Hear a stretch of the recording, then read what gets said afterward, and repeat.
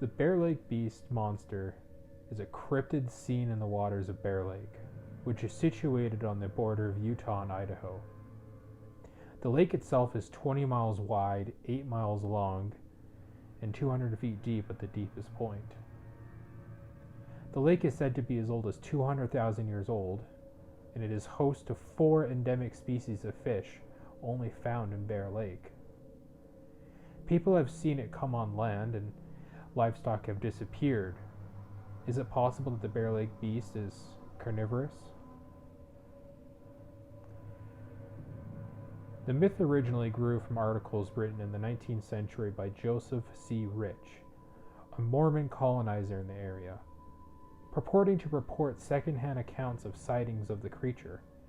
However, he later recanted the stories. In recent years, the monster is considered to be a tourist attraction. The last reported sighting of the monster was in 2002. Not all descriptions of the Bear Lake monster agree, but one term of folklorist stated that it is reported to resemble a serpent, but with legs about 18 inches long on which it marauds along the shoreline.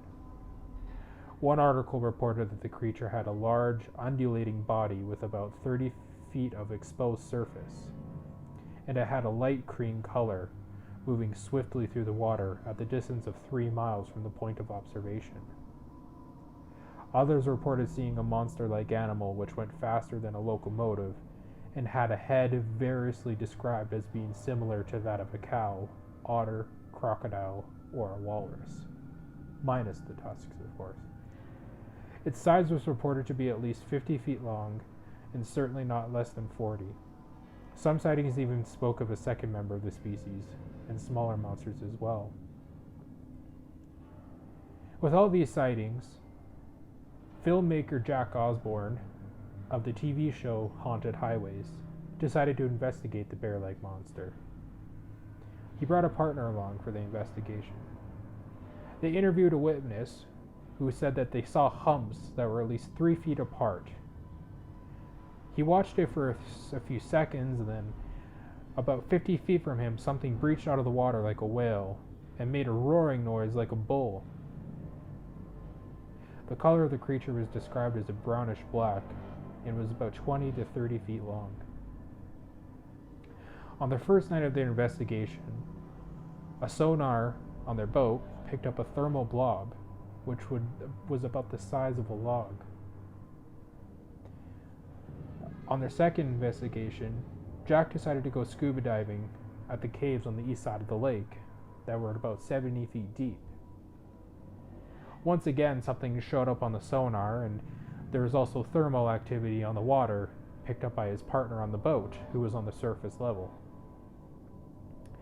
When Jack was cave diving, he also found a bone, and then later found out that it was a cow or a deer. It was found in the caves by Jack. The theory on how the bone ended up down there was that either an animal was trying to swim across the lake and either got tired and drowned, or that some type of creature tried to drag it out, drowned it, and then brought it down there like a crocodile, or an alligator, if you will. Now armed with evidence, Jack Osborne wanted to see if that it was possible to debunk some of it. He brought it to the marine biologist that they interviewed prior, and the marine biologist saw one of the thermal imaging images and said, "That looks like warm water meeting with cold water, because that's just something that happens in this lake, is cold and warm air will meet and then it'll rise to the top of the water. So this is most likely what you caught." Jack Osborne was not really afraid by it, as, there was a lot more evidence that would suggest that there's something in this lake. Perhaps if you ever have the chance to go check it out for yourself, maybe you should.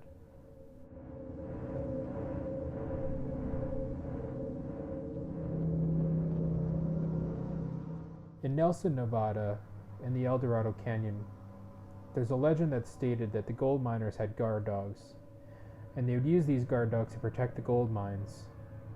When the mine shut down, the miners would have either killed or leave these dogs to starve to death. Now these dogs have been seen, either as ghosts or as cryptids, no one's too sure. A pack of these dogs have been seen in With that came cow mutilations and also sheep mutilations and whatever they could get their hands on, and they would only leave skin and bones. And people have also been attacked by these alleged hellhounds.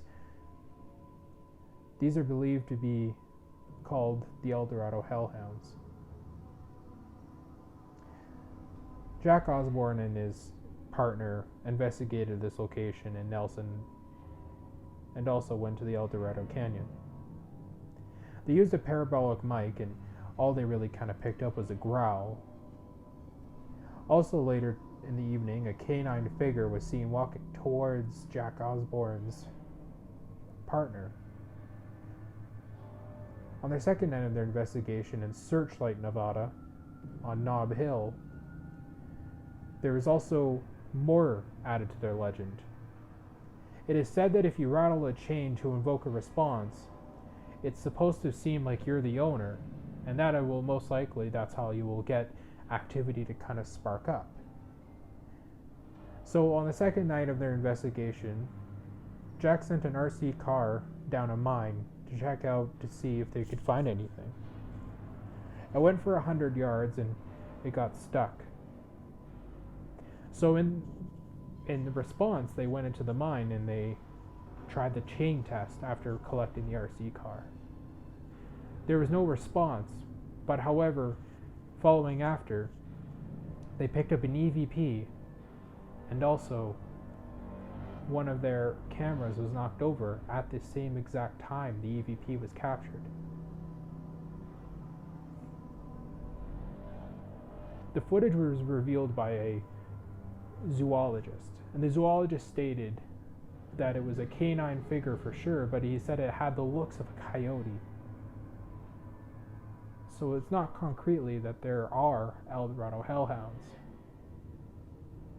but it's also not necessarily a myth. Maybe this is another location you should check out when you visit Nevada the next time you're there. Hey everybody, how are you doing today? So as you probably noticed that there were 2 stories today. It was mainly because of the lack of stories. I was trying to find other kind of witness encounters other than what was shown on the TV show. So the TV show that I got this from is Haunted Highways. I want all the credit to go towards them. I'm not trying to steal off of anybody. I had to read a little bit off of a Wikipedia doc, so I'll make sure to put the Wikipedia thing in the page. I don't want to take credit for that either. I did kind of just summarize everything that happened in the episode. So if you want to see everything that happened in the episode, you can buy the TV show on iTunes or whatever streaming platform that you have available to you wherever you live. But it's predominantly, I found it on iTunes. Unfortunately, is not on Canadian Netflix. I do not know if it's on American Netflix.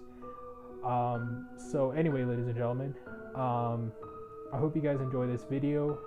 It was definitely a very interesting one. It was a double header. So yeah, anyway, keep those likes coming, keep the subscribers coming. Please share this video. It means so much to me, and it's absolutely incredible the amount of growth I've had in 3 months. I'm just thinking, where I can be in 3 years. So anyway, ladies and gentlemen, if you're new to the Melody family, welcome. I'm glad you're here. Without further ado, like, comment, and subscribe. And most importantly, ladies and gentlemen, stay mellow.